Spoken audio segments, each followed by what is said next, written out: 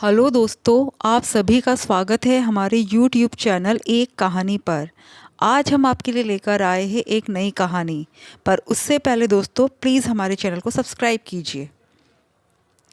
कभी कोई बहू अपने ससुराल वालों से आज तक खुश हुई है भला? बस मौका मिलना चाहिए, इन्हें तो शिकायतों का पुलिंदा लेकर के बैठ जाती है। जब देखो ससुराल वालों को देखकर बस मुंह सूजा रहता है और मायके वाले आ जाए तो चेहरे से मोती झड़ते हैं। नंदे ही चुभती है लोगों को, खुद की बहनें नहीं। सारा अपनापन तो सिर्फ अपने ही मायके वालों के लिए होता है। संडे का दिन था। सुमित्रा जी बड़बड़ाई जा रही थी और यहाँ सुलोचना अपने काम में लगी हुई थी। पता था कुछ भी बोलना अपना ही सिर फोड़ने के बराबर है, इसलिए चुपचाप कामों में लगी थी। यह तो रोज का ही तमाशा था। वर्किंग है इसलिए रोज तो बच जाती है, पर आज संडे है तो सुनना ही पड़ेगा। आज तो फिर भी सुमित्रा जी अकेले ही बैठी थी, नहीं तो बेटा संदीप भी साथ में बैठकर पंचायत कर रहा होता था। और दोनों माँ बेटे का सबसे फेवरेट टॉपिक भी सुलोचना ही होती थी। भगवान जाने ये बेवजह की अफवाह कौन फैलाता है कि औरतों को ही सिर्फ पंचायतों का शौक होता है। कभी किसी घर में अगर बहू पुराण चल रही हो तो देखा करो गौर से। घर के पुरुष भी मिर्च मसाला लगाकर चटकारे लेके पंचायती करते हैं। खैर, थोड़ी देर पहले ही सुलोचना की दीदी और जीजाजी आकर गए थे। संदीप घर पर नहीं था और सासू माँ भी उनके साथ बैठकर बात नहीं कर रही थी, इसलिए उन्हें चाय नाश्ता देने के बाद सुलोचना उनके पास बैठकर खूब हंस बोल रही थी। और वैसे भी खुद के दीदी जीजाजी से तो कोई भी खुलकर बात कर ले, इसलिए सुलोचना खुलकर बातें कर रही थी। बस यही बात सुमित्रा जी ने पकड़ ली और उसे सुनाई जा रही थी। अरे हमारी भी बेटियाँ आती है, लेकिन मजाल है कि कोई इतना हंस बोल ले उनसे। एक तो बहुएं खुद ही फ़र्क करती है ससुराल वालों और मायके वालों में। ऊपर से कहती है कि ससुराल वाले हमें अपना नहीं मानते। अब क्या जान ही दे दे इनके पीछे। इतनी देर से सुलोचना ने अपना काम निपटाया और अपने कमरे में चली गई। उसे इस तरह चुप देखकर सुमित्रा जी और जल भुन गई। अब तो बात उनके ईगो पर आ चुकी थी। अब तो उन्होंने और ज़ोर से बोलना शुरू कर दिया, तो सुलोचना को निकलकर बाहर आना ही पड़ा। क्या बात है मम्मी जी, आपको मुझसे कोई परेशानी है? मुझे क्या परेशानी है? अरे परेशानी तो तुझे है मेरी बेटियों से। जब वो लोग आती है तो उनके पास बैठकर बात नहीं करती। अरे मेरी बच्चों को की एक ही तो भाभी है, थोड़ा सा मान सम्मान दे दोगी तो तुम्हारा क्या बिगड़ जाएगा। मेरे बच्चों का भी मन भरा रहेगा अपने मायके से।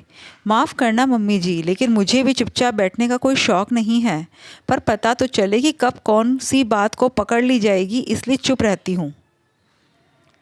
कहकर सुलोचना अपने कमरे में चली गई। सुमित्रा जी को अपनी और अपनी बेटियों की गलती अच्छे से याद आने लगी। जब सुलोचना शुरू में शादी होकर आई थी, वह जब भी साथ बैठकर कोई बात करती थी तो उसकी हर बात को पकड़कर उसका मुद्दा बना दिया जाता था। और जब तक सुलोचना माफ़ी ना मांग ले, इस मुद्दे को रबड़ की तरह खींचा जाता था। 7 महीने पहले जब सुमित्रा जी की बेटियां यहाँ आई थी, तब सब लोग बैठकर बातें कर रहे थे और सुलोचना रसोई में काम कर रही थी। अभी सबको खाना खिलाकर फ्री हुई थी, इसलिए रसोई की सफाई कर रही थी। इतने में छोटी ननद ने कहा, भाभी ज़रा चाय तो बना लो। सुलोचना सारा काम छोड़कर चाय बनाने लगी और चाय बनाकर ले आई। देखा तो ट्रे में 3 कप चाय ही थे। यह देखकर सुमित्रा जी ने कहा, बहू यह तो सिर्फ 3 कप चाय है, हम तो 4 लोग हैं। मम्मी जी, आपने ही तो कल मना किया था कि खाना खाने के बाद मैं कम से कम 1 घंटे से पहले चाय नहीं पीऊँगी, आपको गैस की समस्या हो जाती है। वाह भाभी, अपनी ही सास को चाय पीने से मना कर रही हो, वो भी उन्हीं के घर में। वाकई आपकी हिम्मत की दाद देनी पड़ेगी, छोटी ननद ने कहा। एक बार पूछ तो लेती मुझसे कि मैं चाय पीना चाहती हूँ या नहीं। पर मम्मी जी, कल आपने ही तो कहा था। अब तुम मम्मी को बताओगी कि उन्हें क्या करना है और क्या नहीं। मम्मी की 1 कप चाय भी तुम्हें भारी पड़ रही है। अभी तो मेरे सामने ही मम्मी से ऐसा व्यवहार कर रही हो तो मेरे पीठ पीछे तो पता नहीं क्या क्या करती होगी। संदीप ने कहा, जैसे सुलोचना उसकी माँ पर अत्याचार ही करती हो। पर संदीप जी, मैंने तो। अरे हद है, ज़बान पे ज़बान लड़ाई जा रही है। ऐसा नहीं कि अपनी गलती ही मान ले, अब की बार बड़ी ननद ने कहा। उसके बाद तो जब तक चारों ने मिलकर सुलोचना को जी भर के नहीं सुना लिया, तब तक उसका पीछा नहीं छोड़ा।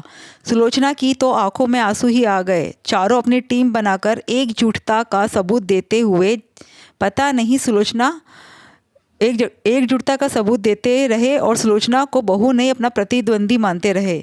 वो दिन था और आज का दिन है। सुलोचना कभी इन लोगों के साथ बैठकर बात नहीं करती, जितना ज़रूरी हो उतना ही बोलती है। शुरू शुरू में तो घुटन भी होती थी, इस कारण से उसने जॉब ज्वाइन कर ली। हालांकि संदीप और सुमित्रा जी ने मना भी किया, पर सुलोचना नहीं मानी। अब घर का काम निपटाती है और अपने वर्किंग प्लेस पर चली जाती है। शाम को आकर अपना काम निपटाती है और सीधे अपने कमरे में। ननद आती है और अपना सा मुँह लेकर ही चली जाती है। उनसे भी सिर्फ उतनी ही बातें होती है जितना ज़रूरत भर ज़रूरी है। दोस्तों, आपको कहानी कैसी लगी प्लीज़ कमेंट करके ज़रूर बताइएगा। Thank you.